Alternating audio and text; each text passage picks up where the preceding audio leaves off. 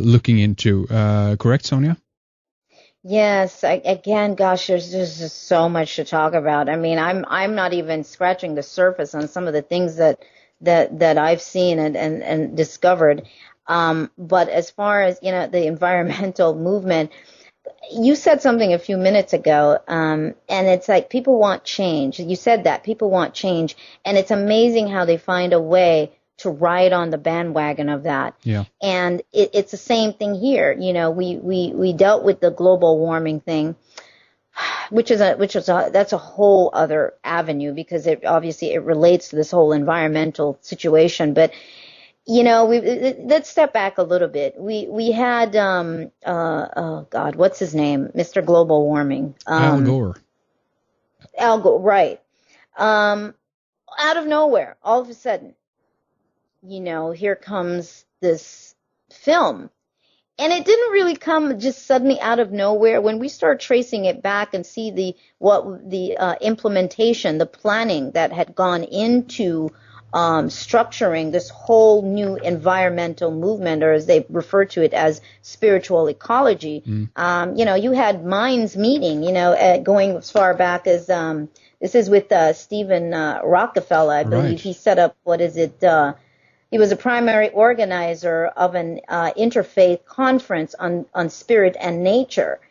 And then they formed the Center for the Study of World Religion at Harvard University.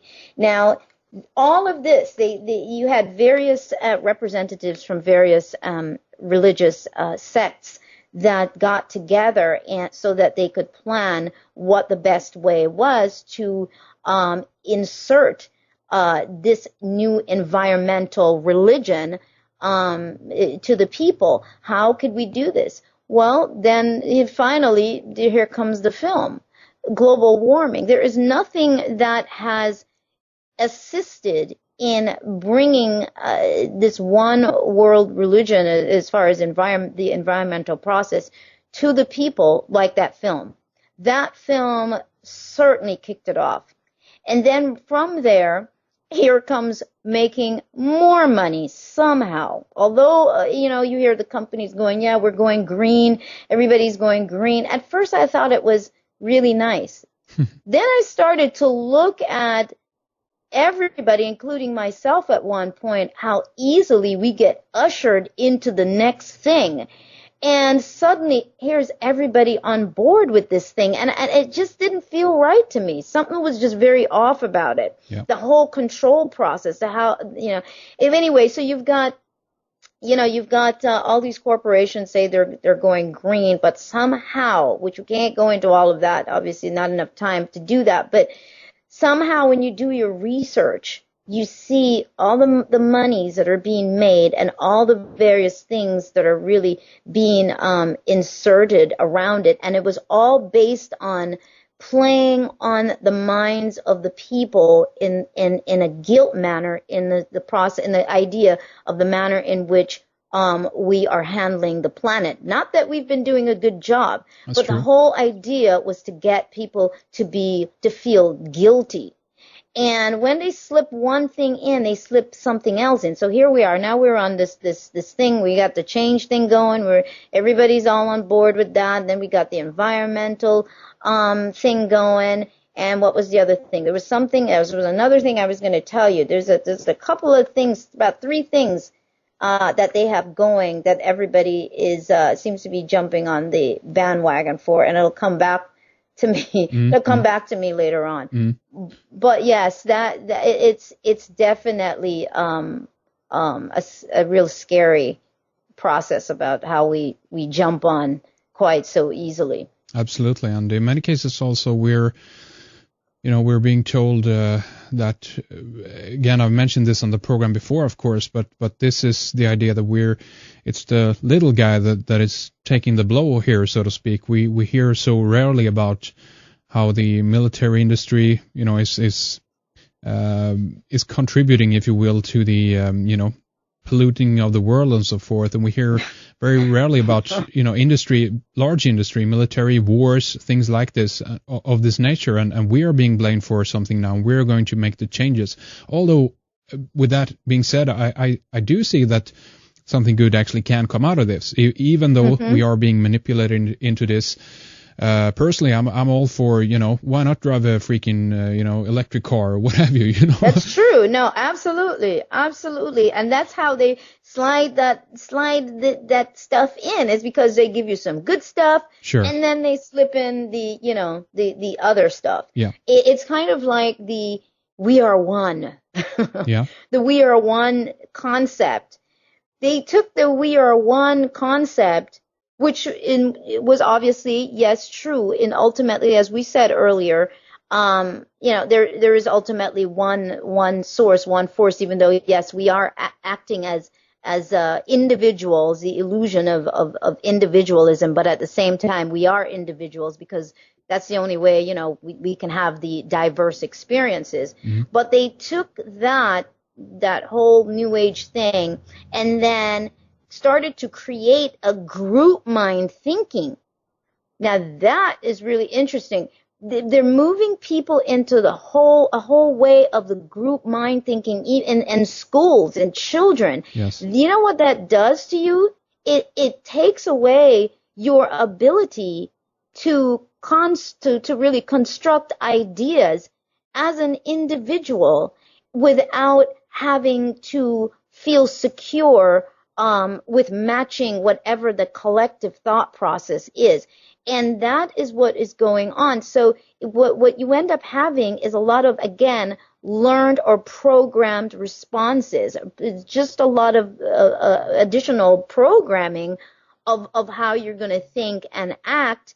And everybody, you hear people running around, groups, this, we have to, work together. So they're very clever as to how they're able to do that, take that and shift it, because people really want to work together, but they don't realize how that's also being used against them, and especially where our children are concerned. It's just very, very deep. It's very, very big. And there's another thing I wanted to say to you about that. I've talked about, channeled information. I was probably one of few people, for several years ago, started to talk about that. I was writing about that. And I know a lot of people probably weren't really happy with me in talking about that. But I looked at the increase in channeled information, and I'm bringing it up because it all relates to every single thing that we're dealing with right now. On the political level, and again, the powers that be that control that what we can see right now with our physical eyes. We're not seeing everything else that they're doing. But the whole process of channeling, again, it's that external thing again. It's you're not good enough. So you must receive this information from a third party. Yes. Now, what's interesting is it's the same third party concepts. You have what Archangel Michael became very big at one point. Then you had Saint Germain that became he was very big for a while, and then it kind of tapered down. I think those are the two biggest ones that I think people end up saying that they channel. But what we have to look at is there's two things here. We've got the possibility of the interception of your mind in terms of what can be projected to you as channeled information, and at the same time we do have forces, these beings that do exist, that can use this as an opportunity to insert. You'll get some great information. People get some information that's very on.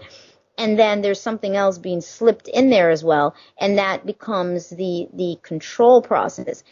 And there's so much more tied into this, and I'm being selective in terms of what words I use and exactly what I say. Sure. But we want to look at the whole understanding of this Lord Maitreya.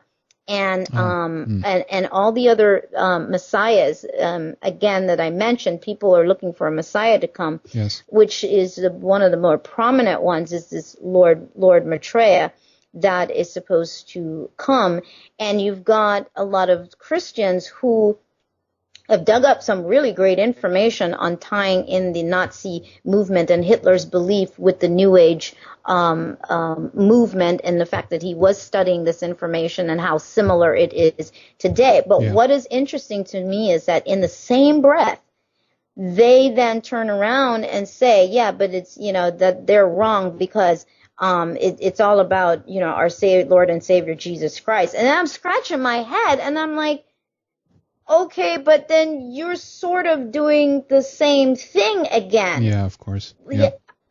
Are you not questioning all of this? First of all, a lot of these other groups, that I haven't mentioned any names on, they recognize the Christ as an office. So just as we have this whole governmental structure shifting over, people don't understand. There's a whole other governmental structure that is being shifted to, that's being moved into place. Yes. And believe it or not, it has everything to do with the whole concept of a Messiah and who these people expect to come and to take over, and these various levels by which all of this is being orchestrated. So this isn't fantasy. You might say you don't get involved, but I tell you, it affects everyone down to the economic situation right now. It is all tied in together in order to fulfill, as they say, some of these prophecies that